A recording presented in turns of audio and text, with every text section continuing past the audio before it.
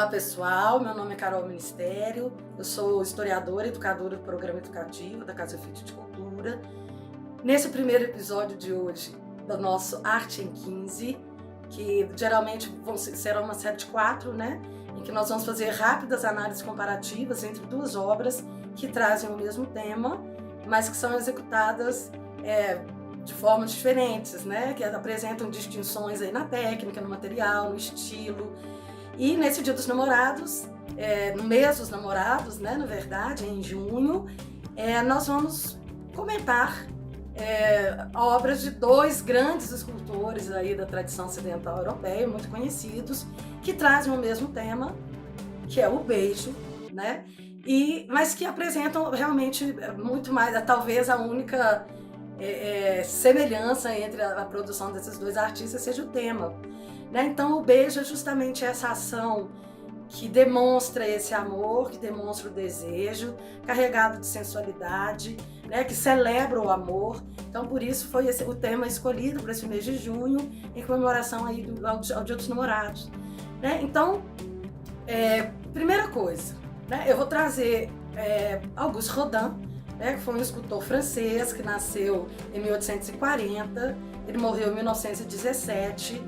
E ele tem uma trajetória muito interessante porque ele está ali na transição entre a tradição acadêmica, do romantismo, naturalista, né, com preocupações, inclusive nós vamos ver em como representar o corpo humano, e para já as inovações que já estavam surgindo um pouco, que iriam acabar desembocando aí no que a gente chama de arte moderna.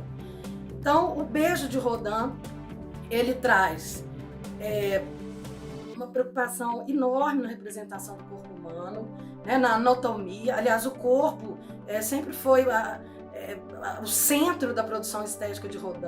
Né? Ele trabalhou a questão do corpo humano durante toda a sua produção. Né? E aí aqui a gente pode ver que ele tem uma preocupação nessa obra, o beijo. Né? Essa obra, gente, é de mármore, é uma versão de mármore, que foi encomendada pelo governo francês em 1888. Já existia versões anteriores, tanto de gesso quanto de bronze. Né? E essa versão é a primeira versão, que tem outras versões de mármore também, nesse tamanho natural, mas é a primeira versão que ele desenvolveu a partir dessa encomenda do governo francês em 1888, para a Exposição Universal, que ocorreria no ano seguinte, né, em 1889, mas o Rodin demora quase 10 anos para executar essa obra.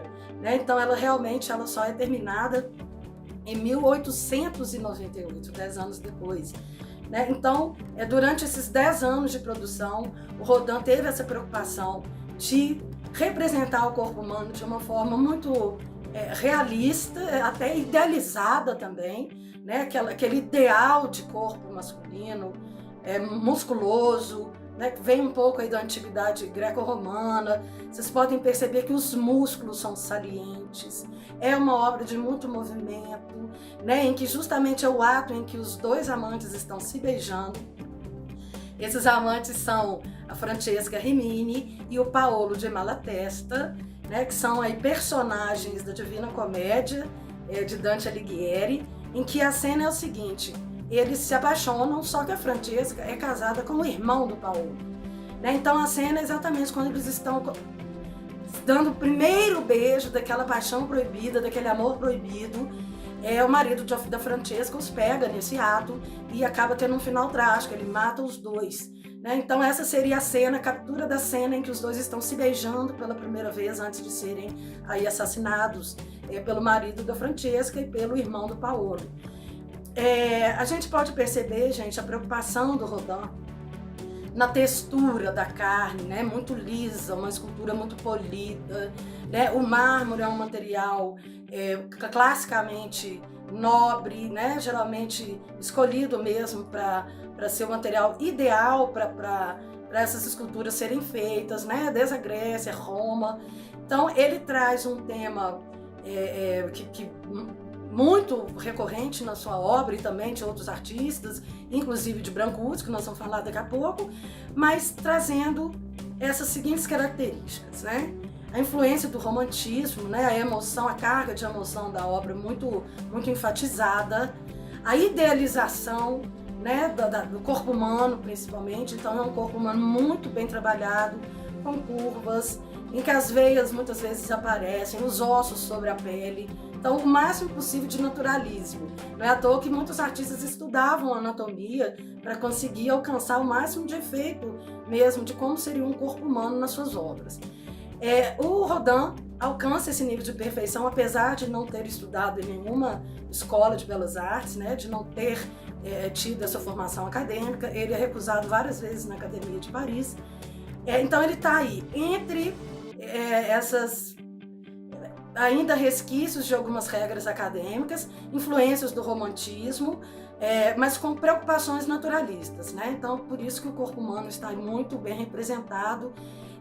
Então, é uma obra, né, gente, magnífica, o que o tornou muito conhecido. Essa obra hoje fica no Museu Rodin em Paris, exposta no Museu Rodin em Paris. E nós vamos ver que é totalmente diferente da obra que a gente vai trazer também hoje do Brancusi. O Constantin Brancusi já é um escultor romeno, mas ele foi para a França, ele ficou muito famoso na França, né, que ele nasceu em 1876 e morreu em 1957. Ele sim já é considerado aí o primeiro escultor moderno. Né? Ele, inclusive, ele já tem, né, por coincidência, assim, ele é moderno, mas ele passou por uma formação acadêmica. Ele estudou na Escola de Belas Artes de Bucareste, ele conseguiu ingressar, ao contrário de Rodin, na Academia de Belas Artes de Paris. Então, só que ele inova, né? Ele inova totalmente. Enquanto o Rodin quebra um pouco, começa a quebrar um pouco, então ele está na transição aí. O Brancusi geralmente já quebra com essas tradições ocidentais do passado de uma forma muito mais radical. Então ele também trabalha a questão do beijo. Em 1907, quando ele está em Paris, ele frequenta durante pouquíssimos meses o ateliê de Rodin, só que ele sai logo, porque ele quer ter um estilo próprio, ele quer desenvolver as inovações dele, não queria ficar muito preso às regras que o Rodin impunha. Então ele vai aí fazer o seu beijo. Aí agora vocês podem notar, né? Primeira coisa, assim que ele sai do ateliê de Rodin, ele já vai desenvolver essa obra, que demora uns 2 anos para executar, né? 1907 e 1908, feito de pedra mármore, que já não é tanto um material assim tão tradicional, né? E tão sofisticado quanto o mármore. Ele vai fazer incisões diretas na pedra, que era muito raro na época, né? A maioria dos escultores geralmente faziam esboços antes, né? Moldes menores em pequenos tamanhos, em menores tamanhos de gesso, de bronze.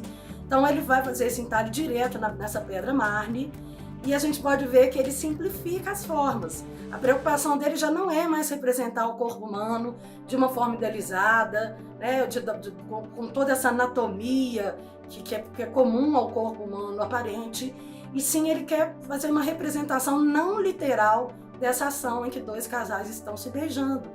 Né? Então ele traz aí figuras geométricas, o que seria chamado de protocubista, né? Ele traz essa simplificação das formas.